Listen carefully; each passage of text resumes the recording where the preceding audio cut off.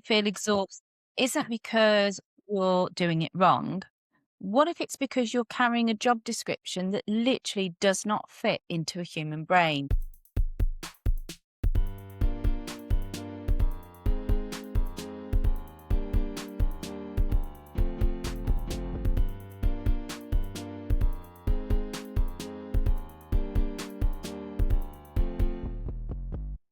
Welcome back to Being the Head. I'm Jacqui. And I'm Jane. And over the last month, we've been asking our network one question. What is taking up your headspace right now? We heard from leaders in tiny primaries, large secondaries, and overcapacity special schools. The answers weren't about curriculum intent. They were a flood of recruitment cycles, the SEND bottleneck, and the weight of staff morale. So today we're doing a headspace audit.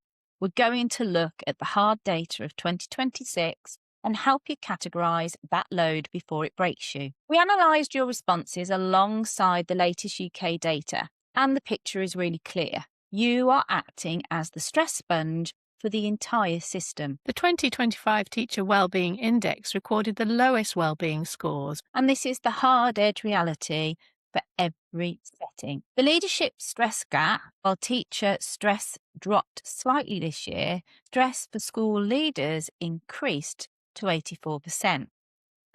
Looking at the SEND moral injury, 70% of staff are now providing emotional regulation support weekly. That's a 31% increase on pre-pandemic levels. And the sleep deficit, the 2026 NHT poll found that 92% of heads say the job is actively affecting their sleep. When 9 out of 10 of us aren't sleeping, it isn't a time management issue, it's a structural failure. Looking at the LinkedIn responses, recruitment was the biggest recurring word across all the phases.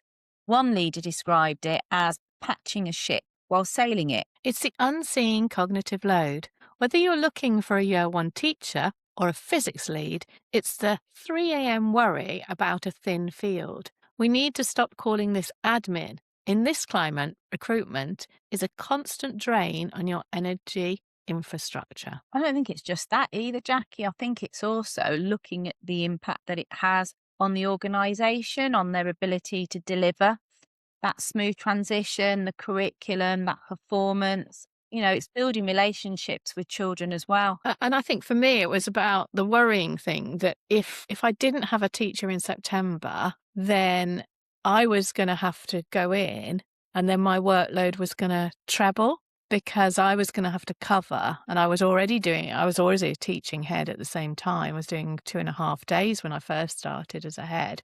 And that's a big commitment on top of running a school. Mm. And you're in this oxymoron when you've got small schools because you haven't got the people. So you haven't got somebody who's going to lock up at night. That was me. Somebody's going to grit the playground. That was me. You've got all these different roles and then you put another layer of it. So that's what used to keep me awake at night. How on earth is there going to be enough hours in the day to do all these different roles that are put in front of me? I mean, it's simple things. I know I worked one of the schools where I was an exec head.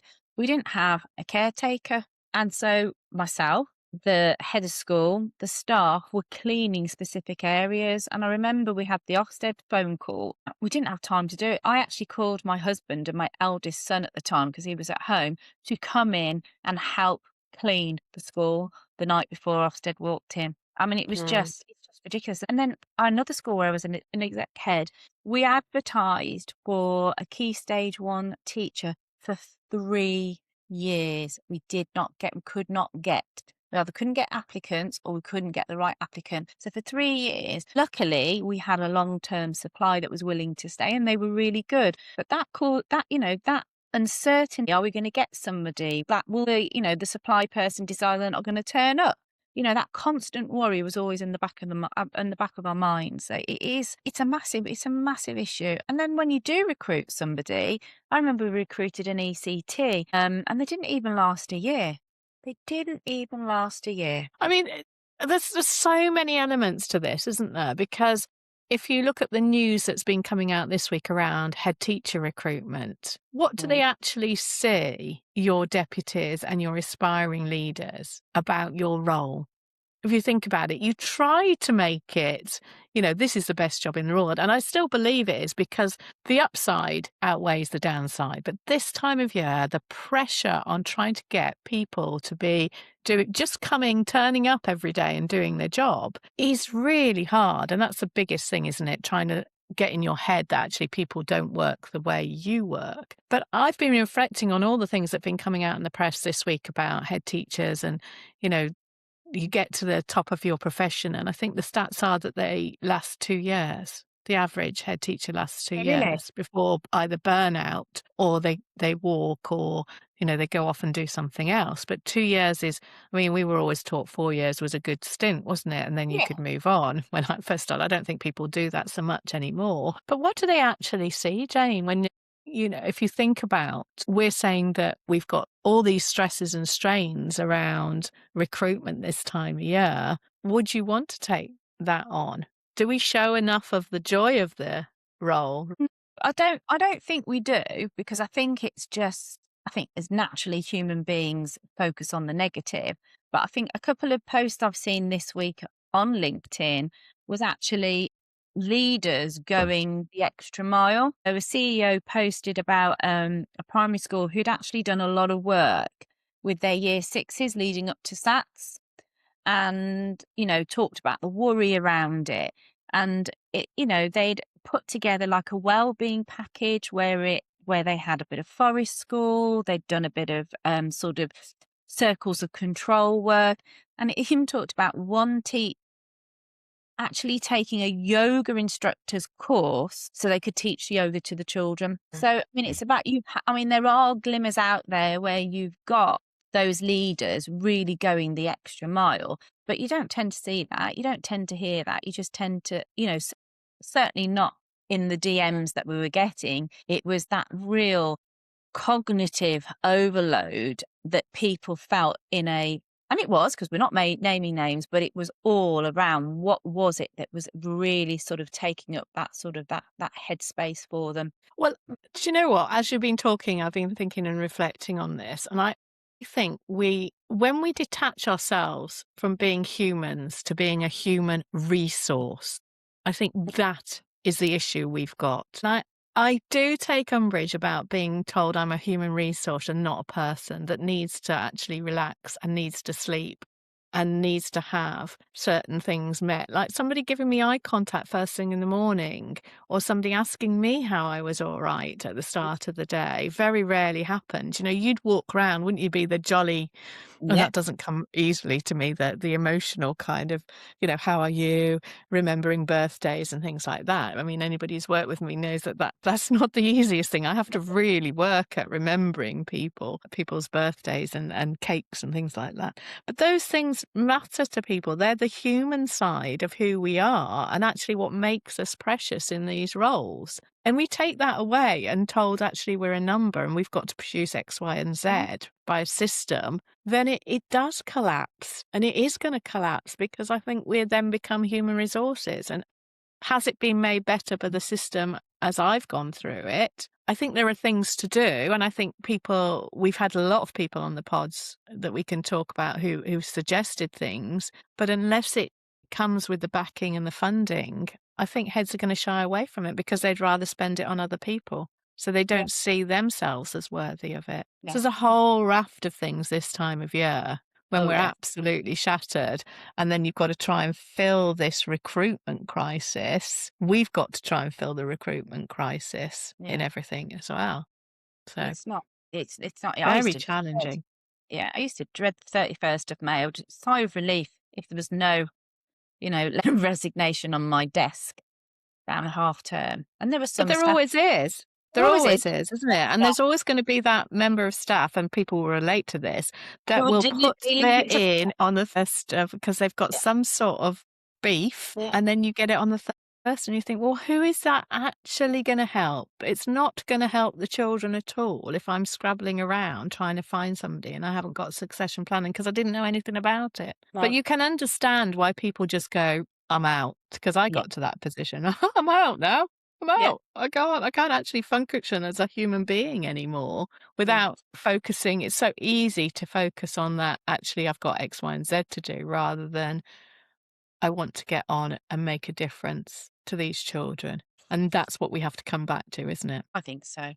I think another worry that came through from these messages was that moral injury around support for SEND. I mean, whether you're in a primary setting waiting for an EHCP or a special school, at 120% capacity, the feeling is still the same. Yeah, I totally get that, because you want to do the best for the child, but you have to learn about it yourself, and you have to navigate through all the different systems in order to get the best for the child. I've been in schools this week, supporting schools, and seeing some very, very complex needs with these children. And some of them, a little boy that I saw in reception, his needs were far outweighing anything that I'd ever seen or could comprehend how to deal with. And this child has come into reception with no EHCP.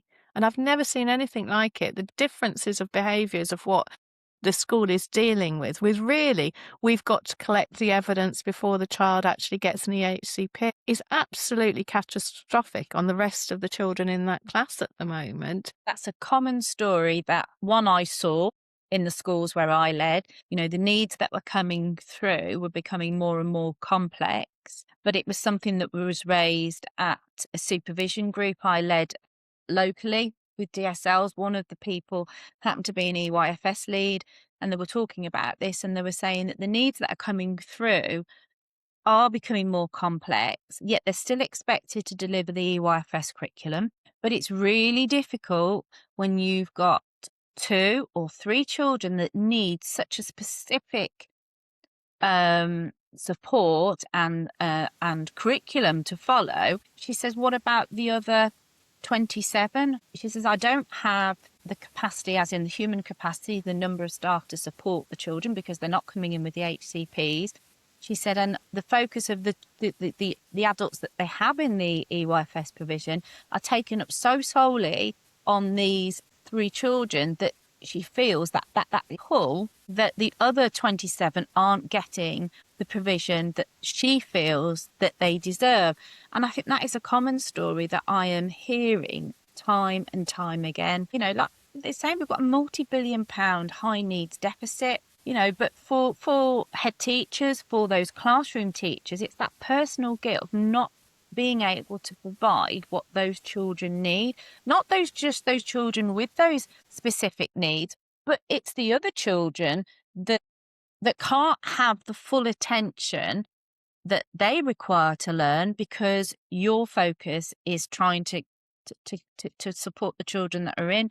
And I know of schools and heads where they've collected the evidence. It's so obvious that, the setting that the child is in is not appropriate for them. And yet when they've taken it, they've been refused an EHCP and they've got to start all over again. And that is it's exhausting. So what's the answer then? Because it seems to be the EHCP process with the white paper is supposed to be getting better. At the moment, we're in this flux, aren't we? Because what we're seeing is EYFS is a real flashpoint, because they're coming in without statements, EHCP, sorry. They're coming in without those. So their schools are having to adapt to those children. But also they can't get the staff, because we're this time of year again. And those unsung heroes, those people who work with the children very closely, are not paid. But if we fund it more, is that just the answer? I don't think it is. I think before we go into that one, I just want to pick up what you said about where do we get the people. At your recent most head teacher briefing, I'm sure there was a head teacher there that was talking about how there was a teaching assistant who was absolutely brilliant, but then has gone and yes. She went to work as a hostess. Yeah. On GWR Exactly. because she could earn twice the amount of money. Much, and doing less hours. Less hours. In this current climate where the living costs are skyrocketing with your fuel and your electricity and your gas and food prices. That's a no-brainer for that person. They've got a mortgage to pay. They've got bills to pay. They've probably got, children of their own. Why would you stay in a job that you obviously love, but don't get the pay, and you can go and do another job where you're getting twice as much, doing less hours? It's a no-brainer. But I think going back to that question is what needs to change? Yes, I think it needs to be funding, but I actually think it needs to be training for mainstream schools around inclusion, appropriate inclusion, because it's still not quite right in some settings. But I think there also needs to be, and it's probably going away from the inclusion element of it, but I think there needs to be investment in alternative provision where, despite all modifications and inclusive strategies that are put in place, that a mainstream school is still not an appropriate setting for a child with special educational learning needs. Then they need to find an alternative provision. And I know our alternative provision providers, they are absolutely full to capacity. I know that they are struggling as well. So I think that money needs to, I think there needs to be a bit more direct around how this money's supposed to be spent, where it's supposed to be spent.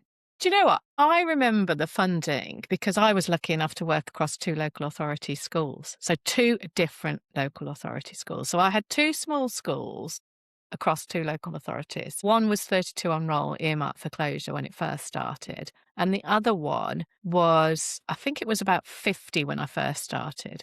The one in one of the local authorities got a top-up budget of over £100,000 more than the other school. Are they Can still you imagine? They're still getting that top-up funding. It used to annoy me. So I used to have to go out, get a teaching school. I had to go and get a teaching school, then go out and do outreach work just to keep my schools buoyant. That was the only way I could do to keep those 3 schools going was for me to do the outreach work. But that's absolutely bonkers mad, isn't it? This fairer funding, it seems to have gone off. I haven't heard anything for a long time about the fairer funding. But why is 2 schools, very similar circumstances that I took them on, both were earmarked for closing, £100,000 difference in top-up funding because the one school was vulnerable. It's not a choice. There's a whole load, I think, that we need to unpick around actually the stresses and strains of leadership that people don't see. But then there's the other side of that. And actually, I still think it is a great job, but it's what we're showing and what the press are saying about it, because there's all this week is very negative around, you only last 2 years and then you're off. And at least if you're what did they say? They'd use the analogy of a football manager. At least you're a football manager, you get a payoff. Oh, hang on a minute. Really? Yeah, Did you get that's what's gone out in the press this week. And I thought, do you know what? This is not. You've actually missed the real point of what we're actually doing here and why we've gone into it. But then I think that's about your moral compass and your moral purpose, isn't it? As well. But I think the fact that they're going after 2 years, looking at head teacher shortage, it's picking up on the conversation we had with Jill Berry, last week around, yes, we appoint these head teachers into these roles and then some get that support, but a lot don't. It's around what do we put around them once they're in there and once they've passed their first year, their second year, their third year. What does that support look like? Looking at the DMs that came through, that pressure, the safeguarding pressures, the HR pressures, the frustrations around multi-agencies in safeguarding, pushing back on schools when schools are already, at capacity. Looking at, buildings, maintaining buildings. That was another thing that kept coming through, the financial impact on that. Having worked in a school where the roof was desperate and we were literally, during the really rainy months, we had buckets all over the place. I know a certain school where we were talking a couple of minutes ago where there was porter cabins, and when I was there, I had to shut the porter cabins because as they were teaching maths and it was raining, it was a stream coming through. But, I'm just thinking, what's happening? And it's all these unseen things that the school leaders are having to deal with. And yes, there are some trusts and some schools where supervision is in place to give that opportunity for heads in a safe space to actually offload this element. But there are a lot of head teachers where they are not taking up supervision. I mean, just look at the executive cohort that we're working with at the moment, Jacqui. The dilemmas that have been brought to those supervision sessions that we've offered are all completely different. But when you've got a group of peers examining that and hypothesizing that and posing questions, the thought for that other leader that's brought that dilemma and the actions that is created has been quite impactful. So it is, it's looking about what support are you putting around, what are you helping, what are you putting in place to help you stay longer than 2 years to live that out. Do you think governance has got a part to play in this? Because I'm firmly a believer Yes. that those people who are around you should be supporting you, should be supportive. Yeah, I And do. I've had great chairs of governors and ones that have been not Yeah. so good. And I think people who do government, they do it. I mean, it's a thankless task. They don't get paid. They do it because they want to support the school. But if you do not have an education background, you don't really fully understand what it's like. And therefore, I think I've worked with some really good chairs of governors where they've said, "Oh, you really need to look after yourself, take a rest." But they've not really fully understood the job. And like I said before, I wish I knew about up supervision. I wish I'd taken up supervision whilst I was in post, and I wish it had been offered to me by my governors. If they'd known about it, I don't think they knew about it. They couldn't offer it. So I think there is a little bit around governance taking that responsibility to look after your head teacher. Like you said earlier, you'd go round and see people in the morning and ask them how they were and what did they do at the weekend and what have you. Like you, I used to do that. I don't think anybody ever did that for me. No, I don't think that I always used to think, I don't think they see me as human. I think they see me as a machine. And I think that's part and parcel of that is also that you're efficient and you get the job done and you work hard. And I was still the last person to leave around that. So I think there is an element of that. You are your own victim and you Yeah. can change it. You have a choice about what to do. But I still think it's perceived that actually, if you're not working the 60 plus hours, then you're not working hard enough in education. I Yeah. mean, your listeners might tell us differently, but I still think there's that element of actually you've got to perform till 10 o'clock at night because we've got governors' meetings. I don't think we've moved away from that. I mean, I was with a head this week and she said she was going into a governors' meeting. Okay, it's at home, so we have moved a little bit on from that, but you're still firing, aren't you, at 10 o'clock at night when you Totally. and we started off by saying actually sleep goes. Mm. And if you're asking to make those decisions and you haven't had that rest and recuperation because you're still dual screening, and that's one of the things I find harder to do. Even now, I can't get out of work, not working and trying to watch something on the telly at the same time. It's a massive thing for me to try and not dual screen. I don't. That's something I put in after I had that spectacular burnout. That was something I put into place, is that I would spend an hour of an evening just answering emails, and once the timer went off, I shut off, and that is something that I've carried on doing because I just couldn't. I just couldn't do it any longer. When you've worked, I used to leave the house at 6:45, 7 o'clock, get in, and you would working all that. You work all the way through. I used to work through my lunch hour. Stupid thing to do, but what you do it. You're on duty. You do this. You do that, and then carry on. I used to leave work about 6:30, get home about 7:30, have food, walk the dogs, and start again. There's no break, and that's not the right way to do it. So I think it's being firm. I think it's categorizing, I think, your mental to-do list, putting it into 3 columns: what you can control, what you can influence, and what is actually a system failure. And actually, if you detach yourself and put your to-do list in those 3 areas, I think it will be easier. So, shall we move on to If I Only Knew? Yeah. So, Jacqui, if you only knew at the start of your headship what you know now about creating headspace, what would you have done differently? I wouldn't have worked the hours. It's as simple as that. I would not have worked the hours that I worked. I would make sure that I gave myself dedicated time for lunch, that I would put down tools and I'd walk out of that office. I would walk down into the beautiful high street that I was lucky enough to have round the corner that probably didn't walk down enough. I mean, Mm. I was in the most beautiful area of the Cotswolds and I just didn't see it. I went to work and I left. I didn't Mm. see that.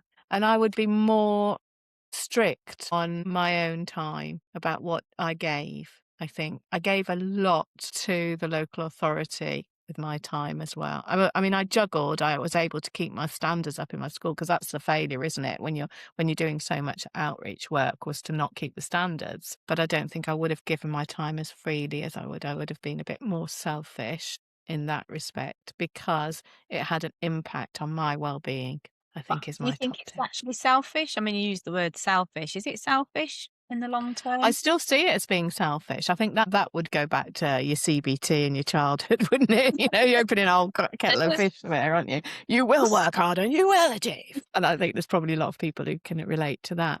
Yeah, what's that phrase? The devil makes work for idle hands. Oh, yeah, we had that, didn't we? Yeah. 10 Hail Marys. I don't see it as selfish so much now, but it's still a work in progress. Even after I've come out of it and doing what I'm doing now, I still see it selfish. I'm still working on it. Definitely still working on that, actually. I'm not I'm not as good at that, I don't think. Still got to achieve. Mhm. Whatever field I go into, I have to be the best. But then is that my sport? No, don't know. What about you, Jane? I think I said it before. I think if I wish I'd got a coach or supervision, coaching or supervision in space. So I had somewhere where I could go and offload everything that was going through my head, that guilt, that just everything, because there wasn't anywhere for me to deposit that. And it was just internalized, internalized, internalized. And it was just, yeah, for me, I think that's what I would have done. I think that's really important, isn't it? I mean, I was lucky enough to get the funding when I first started. I talked about it with Jill Berry. There just isn't the funding there now. And I think the funding took away the guilt because it was there and it was ring fenced. I had to use it for coaching. I couldn't use it for anything else. So I did it. And it was the best thing that I ever did. And I think people don't realize or don't understand it Just until they actually it's the understanding, I think, is the hard bit, isn't it, of what it actually gives you. I think And it's what it not until you do is, that. yeah, it's not, and I think it is an understanding. It's not when you're at crisis. It's not a therapy. It's not another line manager. It's not somebody that's going to tell you what to do. It's literally a place where you can just verbally vomit everything that's in your head that you can't share with anybody else, and then be posed questions to help you unpick that. Just, yeah, I think for me, what I didn't really fully understand, and I didn't really know about it. I didn't know about supervision, and I didn't really fully understand coaching. So yeah, that's how, But networking is the other one, isn't it, that Jill talked about. And I think with our heads briefing, it was really interesting. I was speaking to a CEO and I'm very I don't know. I've never really allowed many people into it. I know that's terrible, but we've been going 13 years and it's quite a closed shop. And then to hear somebody go, oh, it's all very cush up short, heads briefing. No, if you're on it, you're on it. You know, you really achieved if you've got And I never looked at it like that. I always just thought, well, I ask these people, they come every year and that's it. And I keep it at sort of 22. But that has created that network because they've been together for so many years. It is that network of people that you trust in that closed environment to have those conversations. And I think that's what people come back for. Is yeah, that actually we are, as humans, we are group people. We thrive on other interactions with humans, and we need that in our workplace as well. And if we don't create it either by coaching or reflective supervision or by networking, and we don't have that infrastructure of somebody to go, do you know what? I yeah, don't really know what I'm doing here, or, oh, you wouldn't believe what's happened today, conversation. You really aren't going to survive. And if those networks aren't there for them, then we have to have a system that creates them, like the Head for the Future, like the MPQH or yeah. something that gives them that infrastructure in order to survive the very demanding role that we have. And not virtually. I think with the pandemic, it's become very easy to just let's have a virtual meeting, which is great and it's easy and it's quick, but nothing replaces that human to human, face to face, in person contact. It's very, very Well, different. I don't know about you. I was always taught that communication, 90% of communication is nonverbal. How do you pick that up unless you're really staring at that one person? Yeah. You pick up so much more if you're in a room. You can pick up body And language, how people are sitting. I mean, I'm very conscious of that when people sit down and how they cross their legs. yeah, Even like how they cross their legs. What do they fold their arms? Are they closed or are they open? You know, yeah. that you can't really pick that up on a screen. And to be honest, most people put their screen off. I mean, I used to do that in training. I used to switch it off and do my ironing. I don't know how anybody else does that. If it wasn't like, I was something I had to do that was statutory, and you think, well, I've got to concentrate on this. But if it was something else, I used to do my ironing. No, I was Put too it much on of a and do good my ironing. girl. Too much of a good girl. The camera's Oh, on. oh, you're not a risk taker though, are you? I'm No, the I'm risk not. taker, Jay. Not. Okay, top tip. What's your top tip, Jacqui? I think you have to reset what you're going through. I think you have to have a label reset. And I think so when you're at the 3 a.m. panic, is this your failure or is it a system failure? Is it something you can control or is it something you can't control? And I think I'm much more better about that actually. This is totally out of my control. I can't do anything about it. I'm going back to sleep. And it gives you that permission to do it. What about you, Jane?